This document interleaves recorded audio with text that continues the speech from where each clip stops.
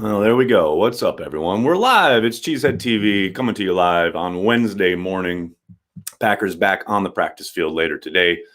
We'll hear from Matt LaFleur, Aaron Rodgers, Devontae Adams, maybe a few others. It's go time. Time to get ready for the Houston Texans. Hello to everybody already joining in the comment section. Good to see everybody. Up and at it here for another Packers Daily, talking to Packers fans worldwide. Speaking of worldwide, make sure you check out my Twitter feed.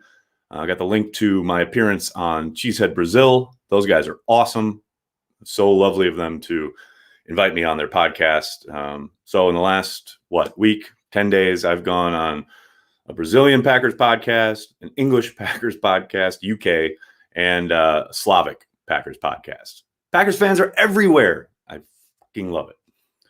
Andrew's starting us off with a super chat right away. What's up? Finally figured out my super chat. So here's some extra, no more stickers, LOL. In a game like Sundays, do you think there will be ever a point where we sell out for the blitz? Thanks. I doubt it. I tend to think that blitzing heavily against Deshaun Watson is a recipe for disaster, if only because he's got a really good sense, a really good pocket presence, and his ability to escape the rush is, I'm not going to say unparalleled, but it's pretty damn good. And the kind of fear is that you overrush things and he gets out of it and creates havoc with his legs and finds a big play, either a big play through the air or creates one with a scramble. I do think they will bring pressure at times, but I don't think there's going to be a sense of it. Ain't going to be Bob Slowick out there. At least I hope not. Any word on Bakhtiari yet? Kevin, no official word. I know he was on the radio yesterday. He did indicate that it is not season threatening. He will be back out there at some point, but he did not commit to being able to play on Sunday, which is pretty much what I said yesterday. I think there's every possibility he misses this game in Houston, which obviously sucks because, man, Wagner certainly looked like he was thrown in the deep end there at left tackle. I got to think there's a possibility they move Elton Jenkins out to left tackle if David's unable to go. We'll get our first practice reports later today, and then the first injury report will be this afternoon, and we'll see what it looks like for David there. Andrew, sorry, I meant like last Sundays. Oh, I feel you, brother. Tell us about the new kid from the Falcons practice squad. Steven, he's bounced around. He was a 2016 draft pick for the Miami Dolphins, James Burgess, for those of you who maybe missed the news. The Packers plucked him off the Falcons practice squad yesterday afternoon. Really active guy for the Jets last year. The Jets waived him at the beginning, early September of this season, because he suffered a back injury in practice. And he was dealing with a knee injury last year. That's why he only played in 10 games. But when he's out there, he's pretty damn productive. I tend to think this is probably more of a depth/special teams move. But hey, any living, breathing soul at inside backer at this point is welcome for the Green Bay Packers. So we'll see. I would be absolutely shocked if he's ready to go on Sunday against the Texans, but I would think he'd probably be in the mix the following week. Merck, 1987, thank you for the super chat. Have you ever tried, or do you worry that Corey might ring through on Rodgers' Tuesday interview with McAfee? Have you liked those interviews so far? I'd love if Corey dialed in and they actually picked up. That'd be amazing. So no, I don't worry about that. But yeah, I've loved those interviews. It's so great to have a weekly outlet for 12 where he's very unvarnished, very free to speak his mind. He's still a little kind of, guarded on certain aspects, which, I mean, that's to be expected. But yeah, no, it's great. I love it. It's just another way to get kind of quotes and ideas from 12, and that's always welcome. So it's more Donatel. No, I don't think it's that bad. Has Alvin Jones worked out yet? Yeah, I think he's had his workout.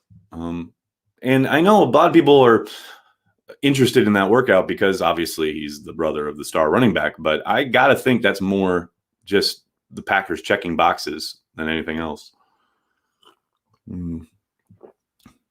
I had no idea Donatel was a defensive coordinator for Denver. Much else to this, but how about that? Yeah, I mean, Ed, man, he's a survivor. Still working. Still living.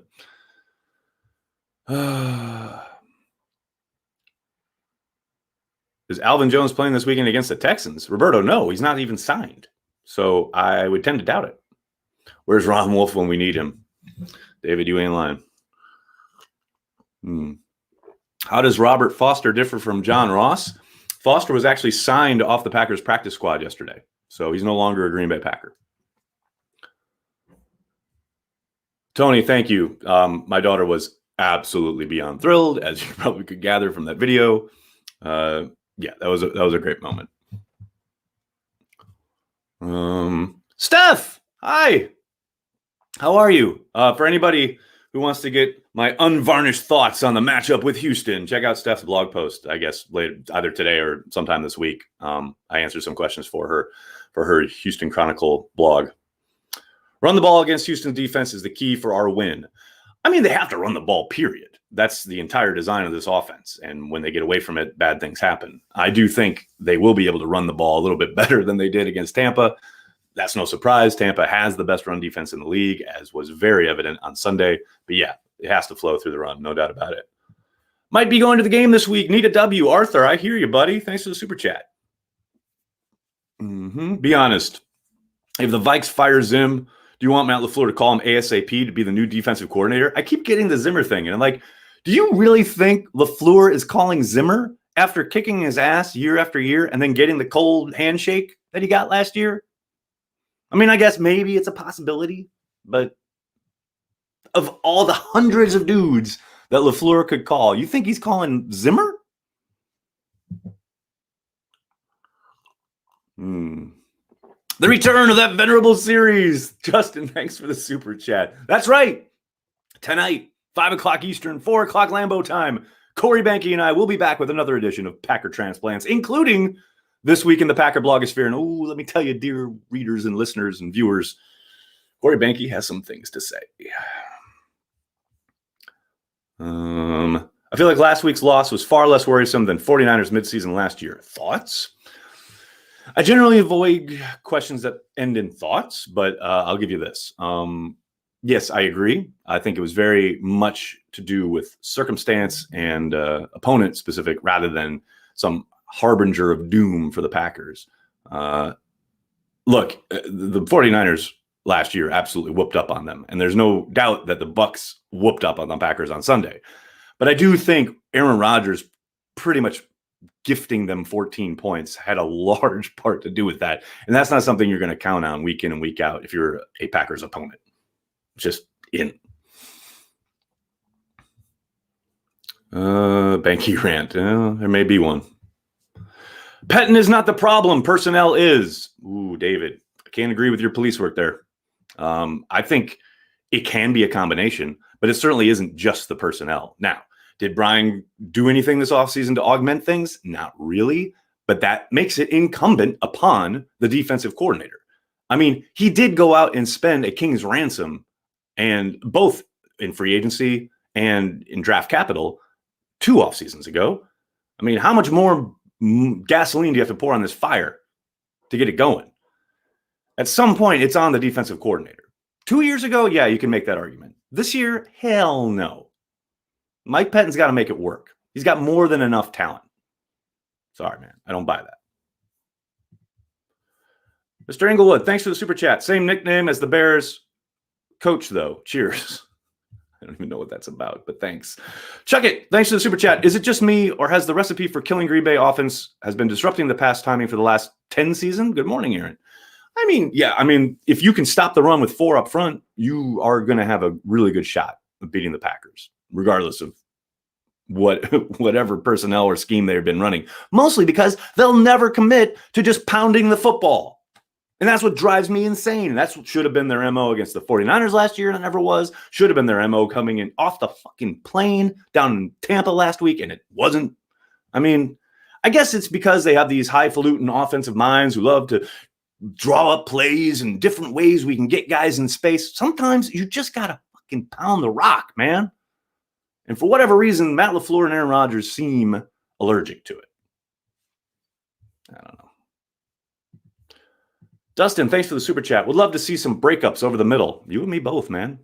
Anything other than wide open dudes over the middle would be preferable. I mean, that's just me.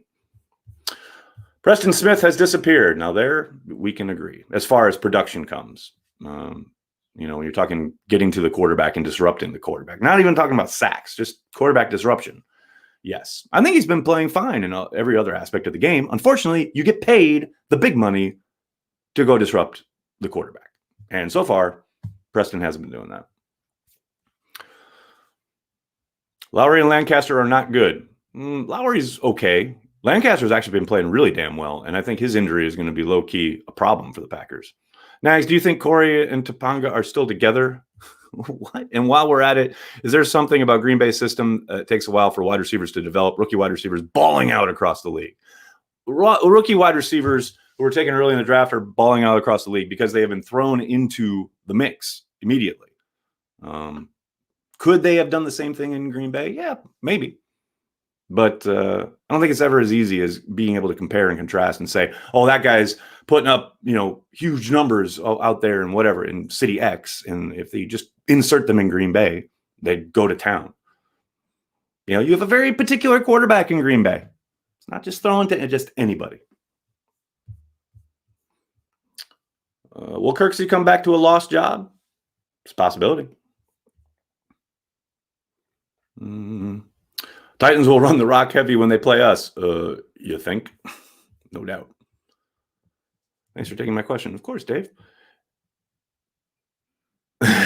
Steph, if y'all don't prioritize the run this week, it will never happen. Signed, Texans run defense. If anybody knows, it's Steph. So yes, Steph, you are 1,000% correct.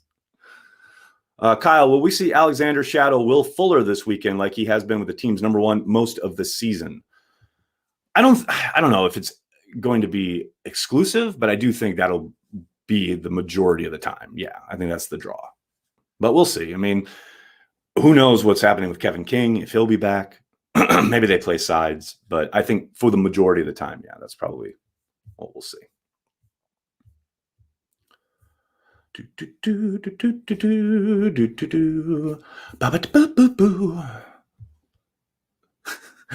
Derrick Henry scares me in our dime D. He should.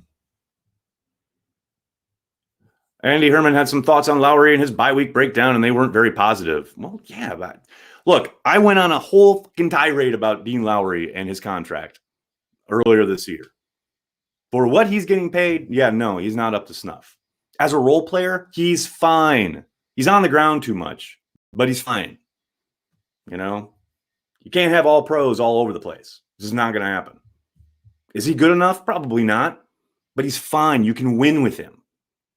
They just, again, this is my point. You had all offseason knowing that Dean Lowry was your dude. You got to come up with a plan to utilize that, to utilize everybody on that front, because that's what you've got to work with. It is not, the personnel is the personnel, and there are going to be weak spots. There is no doubt about it. It is up to Pettine to make it work. And through 5 games, it's pretty clear that what he's doing isn't working. So Dean Lowry is not magically turning into somebody else. You've got to make him work. It's that simple. You coach the team you have. William, thank you for the super chat. I think a Quentin Williams or a J.J. Watt trade could feel like a Reggie White signing. Well, all right, slow down. Could they improve their defensive front? No question about it. I highly doubt Brian pulls the trigger on either of those types of signings, although you never know. But you can never, ever, ever, ever, ever, ever compare any kind of defensive lineman coming in this day and age and equating it to Reggie White. Because not only did Reggie change everything on the field, he changed everything off the field. That's why he's one of, if not the greatest free agent signing of all time. I mean, you just can't. You just can't even quantify how important Reggie was when he got signed in Green Bay. Carry the G, Gilbert. What's up, buddy? I love Aaron on Pat's show. Love how he broke it down. Totally agree. That's what we were talking about at the beginning of the stream here. I love kind of these unvarnished thoughts. His thoughts on the game, the stuff about Sue was awesome. And I loved his story about Johnny Jolly. That was so good. Oh, but that's what I mean. I love getting a little inside scoop from Aaron, kind of in a very relaxed atmosphere. We're going to hear from Aaron later today. That's very buttoned up. The media Zoom, he's always very professional. I just love the stuff with Pat because it's like just chilling. Trash Panda, what's up, buddy? Sorry I'm late. It's garbage day. Burgess thoughts? I talked about him a little bit before, Trash. Really active guy. Been on a lot of teams, but I like him as a depth signing. And I think he can help on special teams. Interested to see what their plans are for him. I doubt he's out there this week. So back to your rant. Can you change their defensive scheme, or are you stuck with what we are now? Well, Guy, it's not a question of changing the scheme because Mike runs a particular scheme. They're going to have the same calls, the same checks, etc. It's just a question of emphasis and being as aggressive or as, trying to dictate as much as you can and really kind of trying to put pressure on the offense rather than put your guys at the line of scrimmage, send some kind of corner blitzes, safety blitzes, I'm fine like mixing it up and you have to dial the coverage a little bit. The stuff people are killing him for dropping Kenny Clark into coverage. I mean, BJ Raji dropped into coverage and had a pick 6. I'm fine mixing it up. It's just the complete, adherence to being passive all of the time. If it's 3rd and 2 and you're playing 12 yards off, what the fuck are we doing? Those are the things that drive you insane.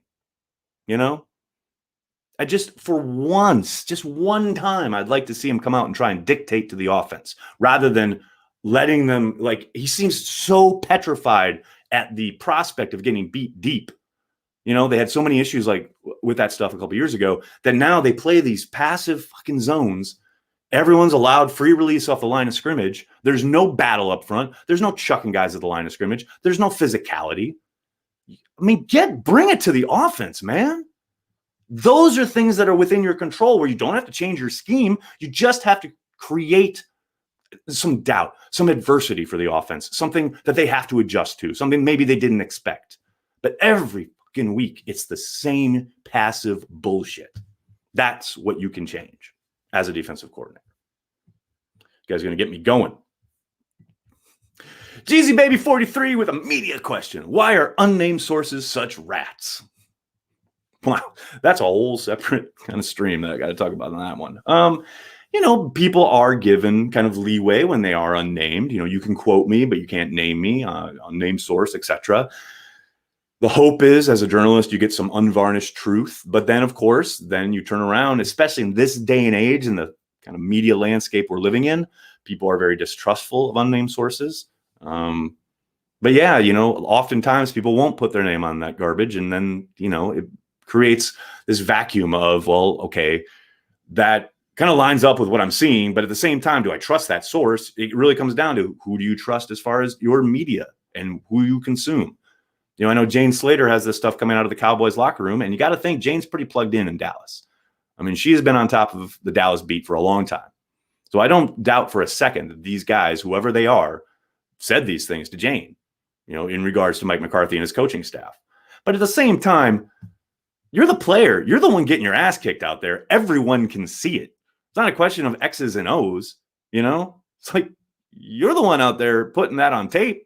Your lack of effort and your getting your ass handed to you down in and down out is what everyone sees. I don't know what that has to do with the coaching. But yeah, that's just me. Ruben, thank you for the super chat. I think we should have abused A.J. Dillon up the gut runs. I agree. Tackling him would look like it would hurt. Sometimes LaFleur should just abuse a scheme. Couldn't agree more. 1,000%. Been talking about it all week, really. It's driving me absolutely insane. Aunt Gert on transplants tonight? I don't think so. Maybe Corey will surprise us. But speaking of which, please do tune in to Packer Transplants tonight, 5 o'clock Eastern, 4 o'clock Lambeau time. It's going to be a lot of fun. Please hit like on this video, subscribe to the channel. If you'd like to support us, everything we do here at Cheesehead TV, please consider giving us $5 a month on our Patreon page, patreon.com/CheeseheadTV. Help support these chats, Packer Transplants, 5+ hours of live streaming each and every game day on our social channels. It really goes a long way. But hey, if you can't throw down $5 a month, I totally understand. Please just hit like, hit subscribe, tell your friends, tell your family. Cheesehead TV, we are devoted to Green Bay Packers fans worldwide. See you tonight on Transplants. Thanks a lot, everybody. Go Pack, go.